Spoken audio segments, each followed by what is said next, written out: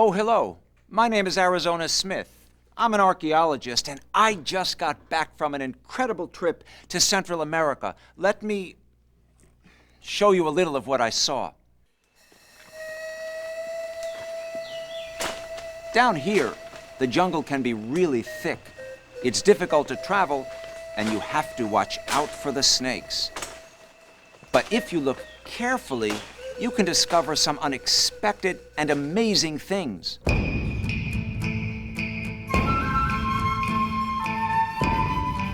Like this. And take a look at this. Buried in the jungles of Central America and Mexico are the remains of great cities. They were built by people called the Maya more than 1,500 years ago.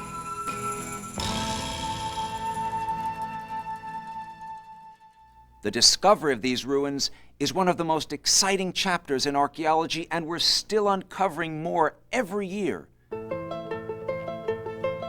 At its height, the Maya realm was made up of dozens of small city-states, stretching from the Yucatan Peninsula in Mexico all the way into Central America. Cities with names like Palenque, Tikal, Copan. Dozens of them had populations numbering in the tens of thousands. That's quite a lot in those days. Bit by bit, we're piecing together the history of this great civilization. Fortunately, the Maya left us some clues, including a system of picture writing, kind of like Egyptian hieroglyphs. And in the ancient city of Palenque, they left us a buried treasure deep within a pyramid.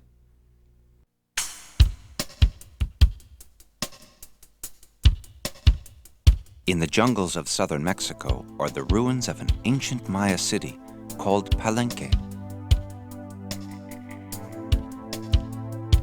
1,400 years ago, it was very grand. But mysteriously, by 800 AD, its houses, palaces, and temples were deserted. The jungle slowly crept in, and the city was forgotten. Almost 1,000 years later, a Spanish priest discovered the ruins. In the centuries since, archaeologists have slowly uncovered many Maya treasures, giving us a new appreciation for the rich history of the Americas.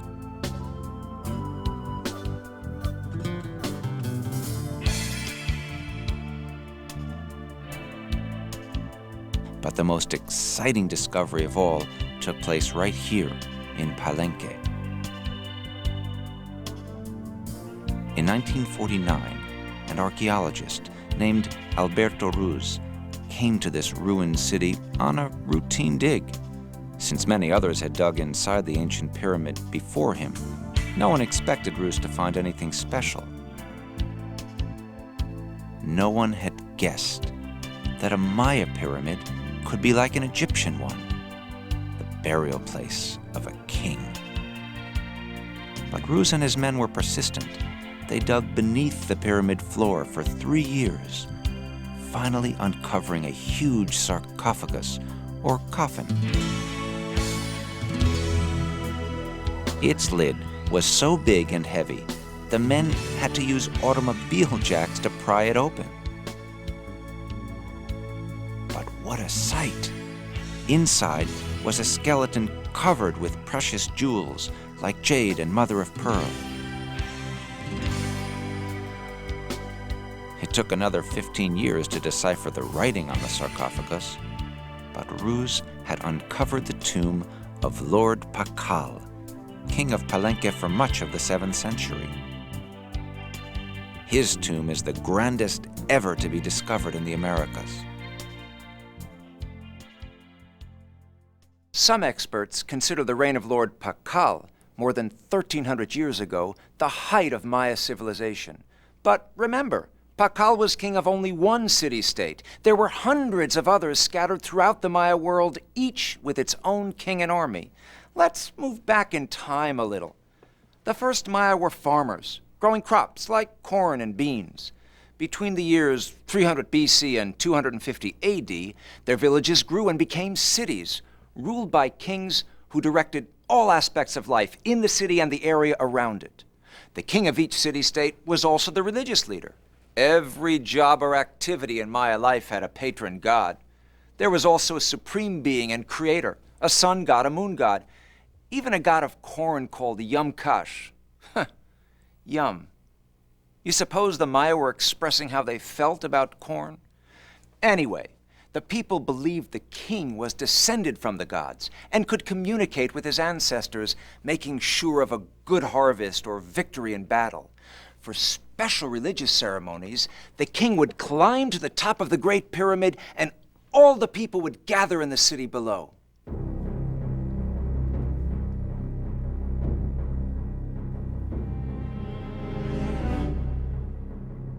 To the Maya, it took courage to be king and communicate with the gods. And it also took blood, the king's blood, believed to have special powers.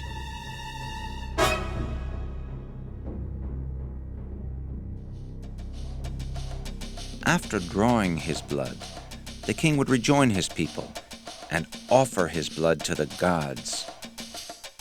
Sometimes the gods would require even more.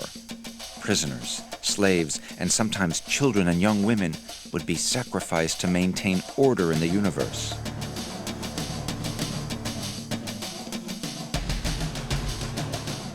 The people of the city would perform a ritual dance until dawn.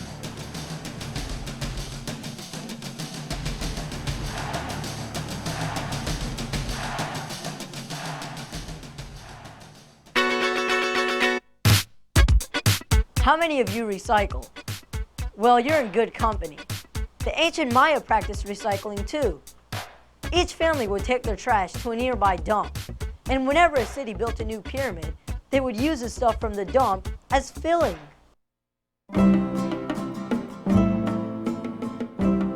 Maya cities were dominated by huge stone pyramids, built to inspire awe among the people.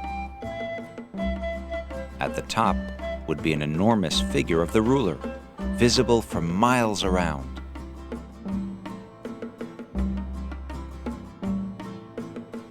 A roof comb of ornamental stonework reached toward the sky.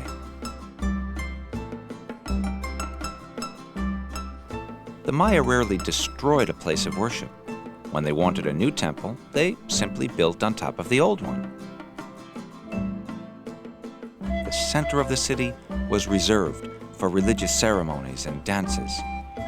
Here also lived the royal family and its attendants in stone palaces with many rooms, and the elite families who conducted religious and administrative business. The people lived on the outskirts of the city.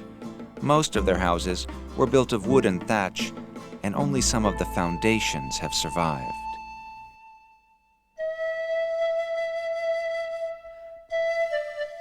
Tikal, in Guatemala, is sometimes called the New York City of the Maya world. It was the most important city-state for nearly 600 years and a center for trade with other Maya cities. So far, archaeologists have only uncovered 6 square miles of its 25-mile sprawl, yet they've found more than 3,000 temples, palaces, markets, and other buildings. In ancient times, the buildings were often stuccoed a brilliant red or white, with sculptures painted in bright colors.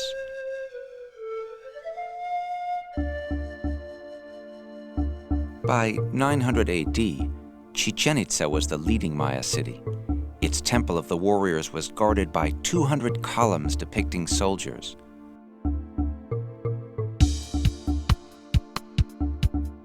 Now, an army of archaeologists and their staffs are trying to piece together the enormous jigsaw puzzle that is Chichen Itza today.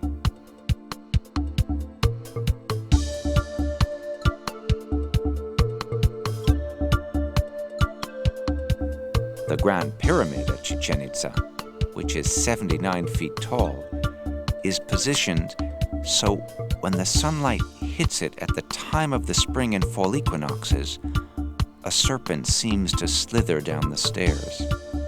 This isn't surprising, because the Maya were great astronomers. They studied the movements of the stars and planets, and could even predict eclipses of the sun and moon.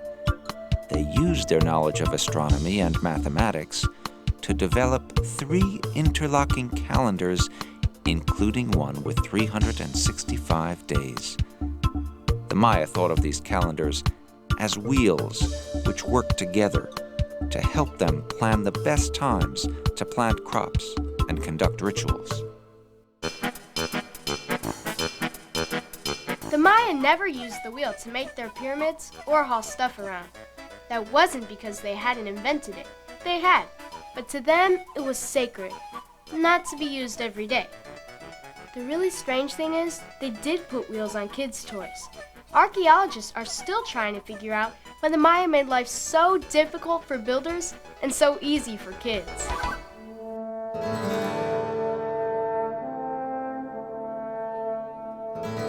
The year was 1839. An American diplomat and writer named John Lloyd Stevens and his friend Frederick Catherwood, an artist, had heard stories about fabulous ruins hidden in the jungles of Central America. At that time, few people had ever heard of the Maya. Stevens and Catherwood determined to find their lost cities and reveal them to the world. Of course, it was easier said than done. Nobody had been near some of these places in centuries, and the jungle had taken over.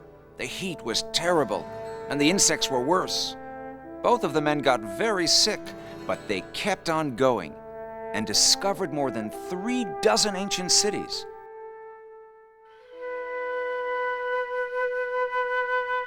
Why, their books were as popular as our blockbuster films, and people got really excited about this lost civilization.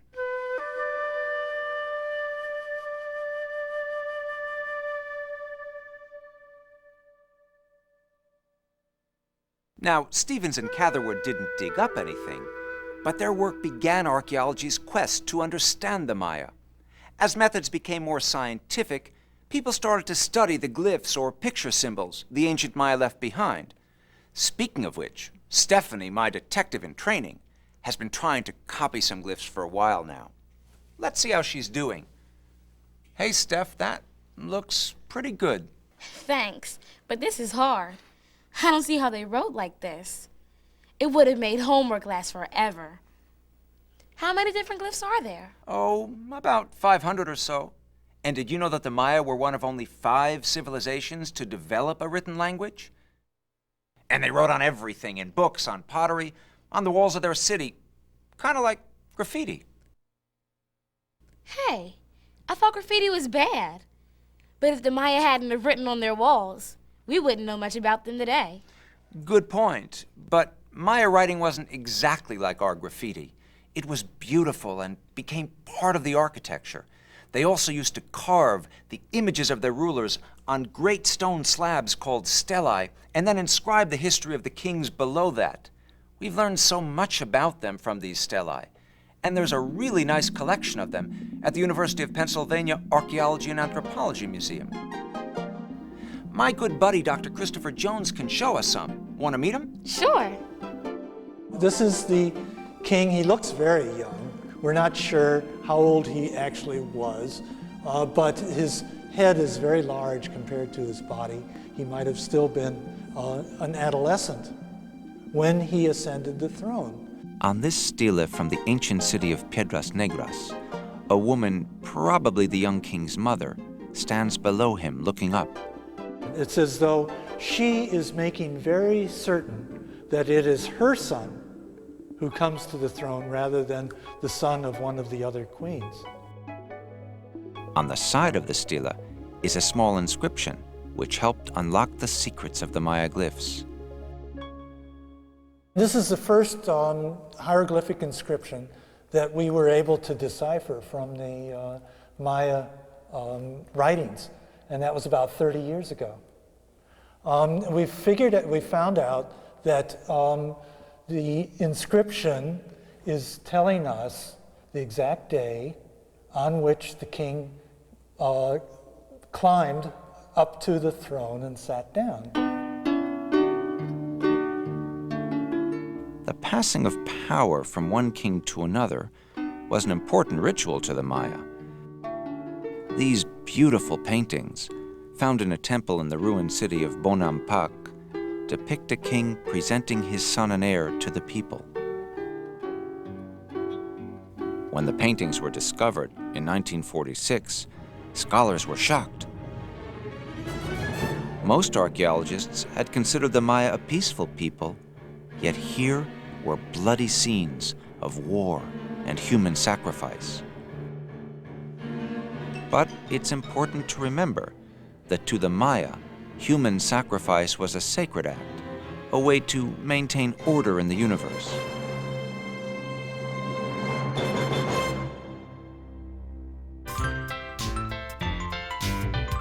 The Maya loved to bathe. Every morning, they took a bath before going off to the fields, and another one before eating dinner. The Spanish couldn't believe how often the Maya bathed. They thought all this washing and steaming had rubbed the white pigment right off of their skin, and that's why it was brown.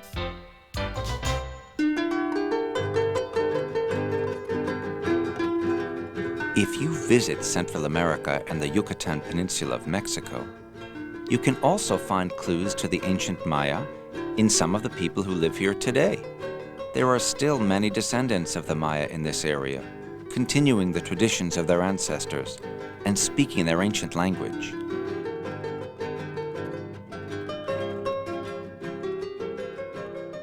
They carry their bundles on their backs, with the weight resting on the head just like they did long ago. They build houses with thatched roofs and grow corn on the terraced hillsides.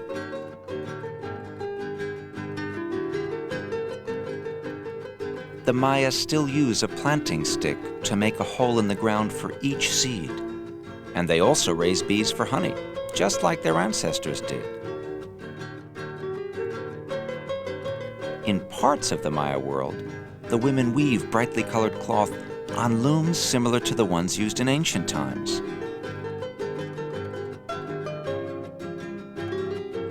Maya markets are lively places.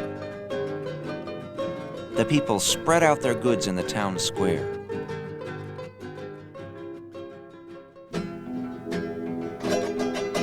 When the Spanish came, missionaries converted many of the Maya to the Roman Catholic faith. But some of the old religious customs continue, side by side with the Christian ones. On the steps of this church, a shaman or Maya priest lights candles to bring the rain spirits.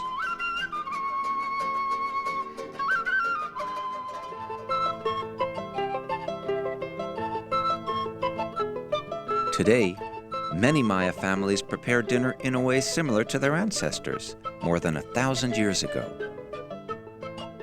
First, they chop wood to make a fire. Corn is still the most important food, as in ancient times, the Maya soak it first, and then grind their corn on a volcanic stone called a metate. Then it's ready to make into tortillas.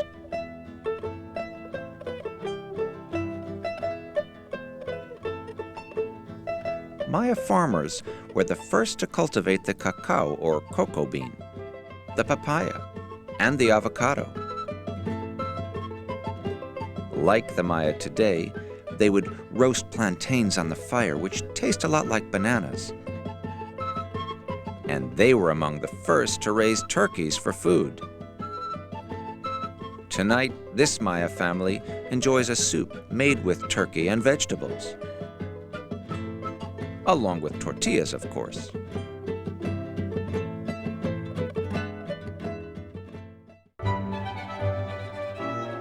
The ancient Maya didn't have money like our coins and bills. Instead, they used cacao or chocolate beans. And if you were really rich, you showed off your wealth by drinking a cup full of money or hot chocolate.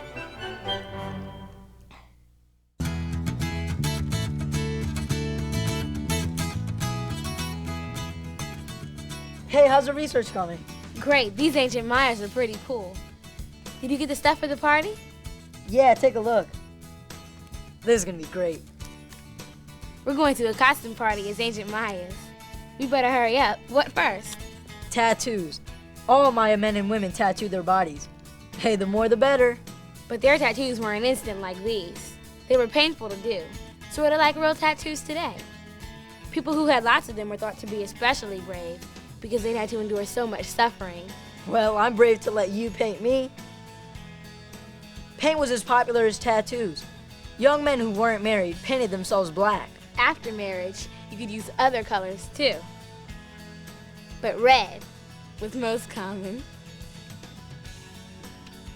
Hey, pretty cool. Red and black. Those were the colors worn by Maya warriors. Only problem is, you've got short hair.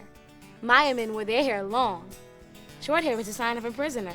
Well, speaking of which, we need to fix your hair. Before a girl was married, her hair was either swept up into a braid or a few horn-shaped buns. Good luck. Okay, anything else? Earrings for both of us. Ouch. Other signs of beauty included crossed eyes, a sloping forehead, and a head that's been squeezed during infancy into a long, narrow shape. Want to give it a try? That sounds kind of painful. Well, you're in luck. If we don't hurry, we'll be late for the party. Okay, don't forget to cross your eyes.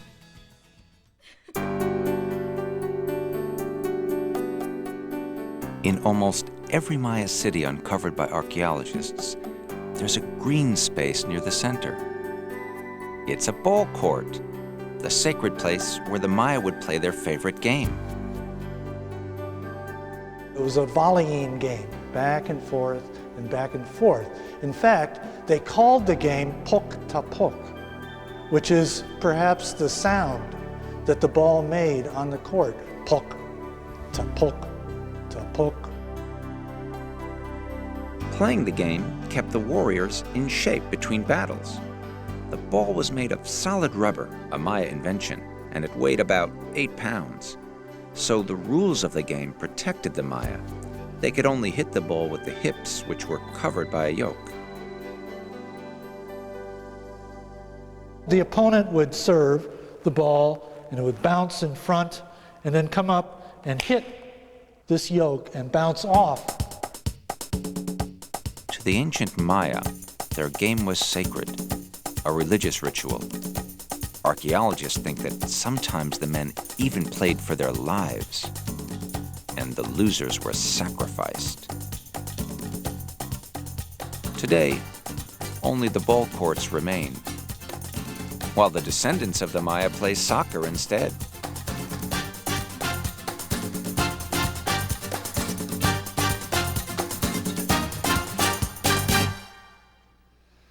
As you can see, we've sure learned a lot about the Maya, and we continue to be impressed by their great accomplishments, their mastery of astronomy, the beauty of their art and architecture.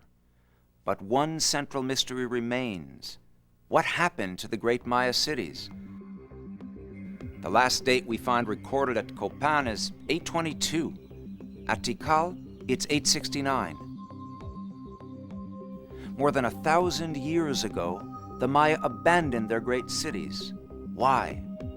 Some scholars think the people no longer believed in their leaders, or some of the city-states destroyed each other in fierce battles, or maybe the land around the cities had lost its fertility from overuse and could no longer support large populations. Probably the answer is a mixture of all these reasons.